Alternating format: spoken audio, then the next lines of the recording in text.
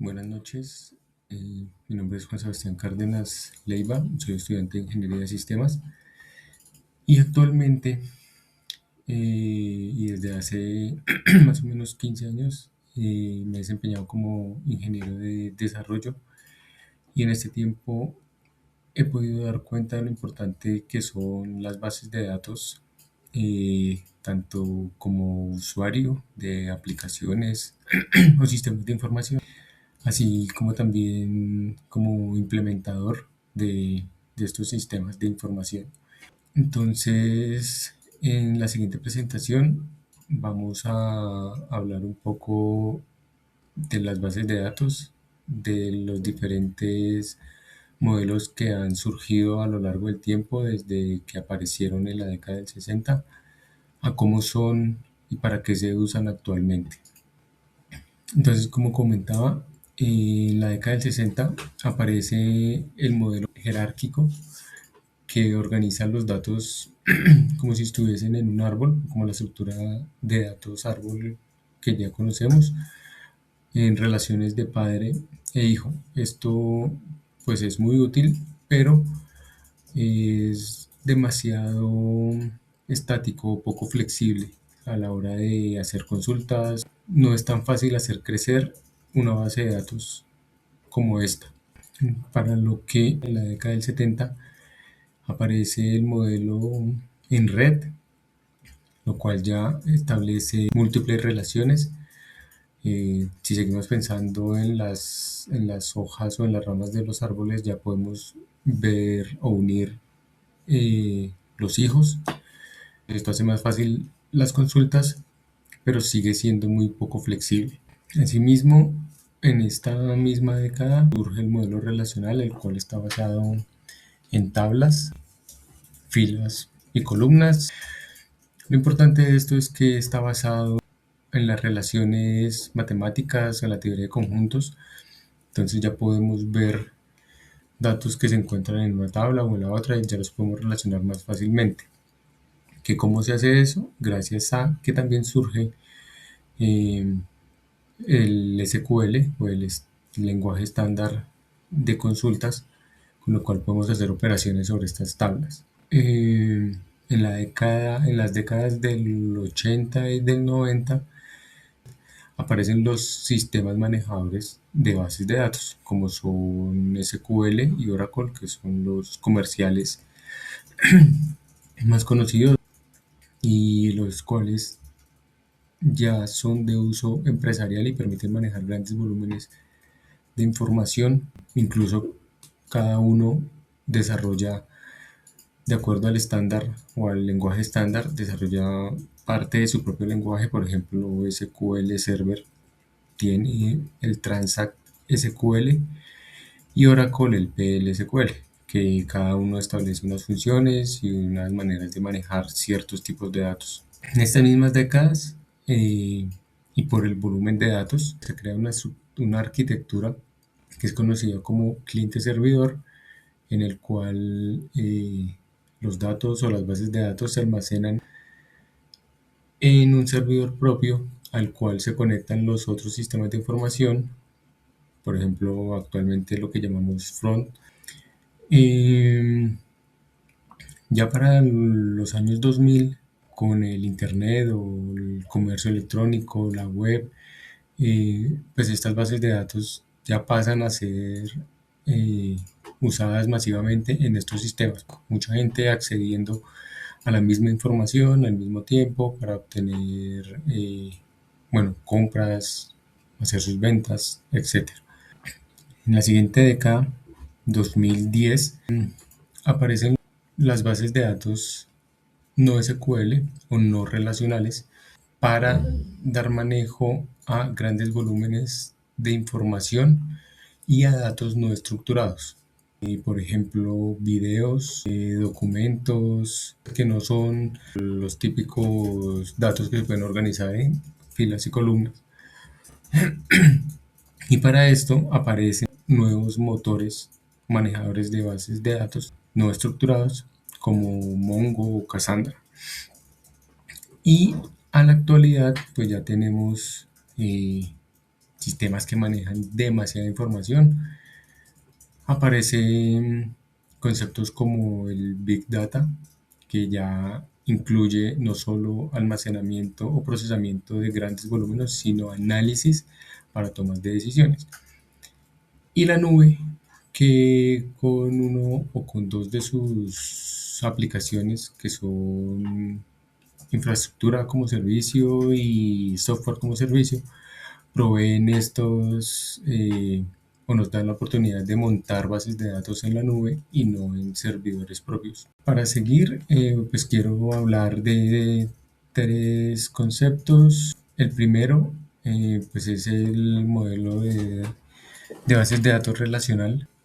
Este, pues guarda la información en estructuras, tablas, y por medio de llaves se hacen las relaciones entre esos datos.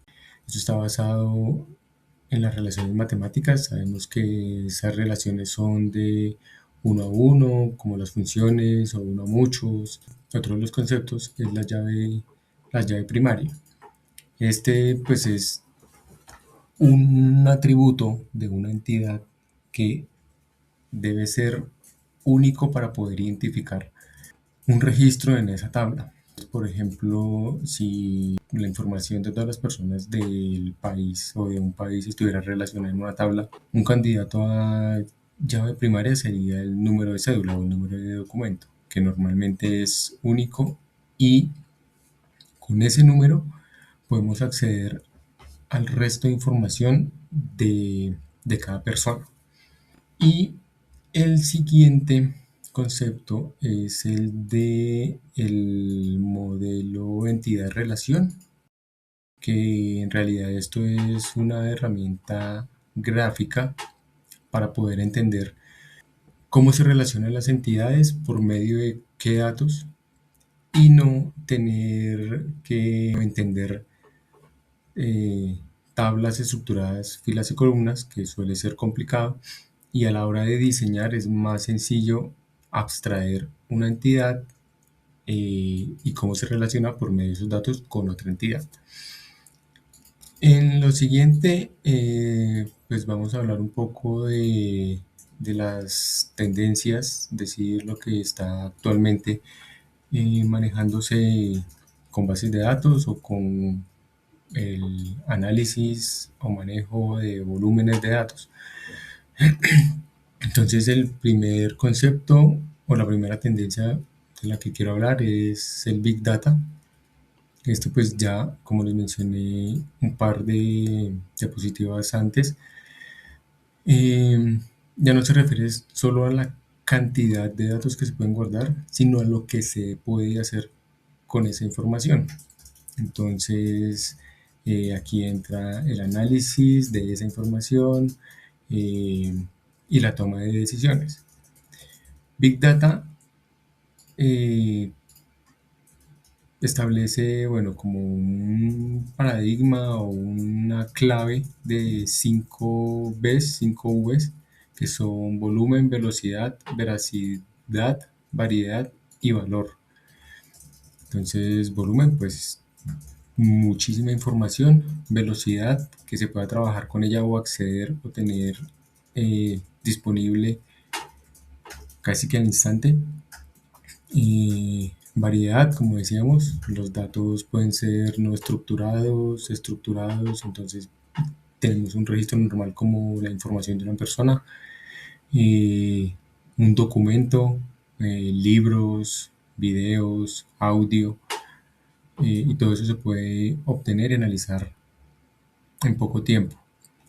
Veracidad, pues esa es prácticamente una propiedad que debe tener y con la que debe cumplir toda base de datos, y es que la información sea verídica, que no sea falsa.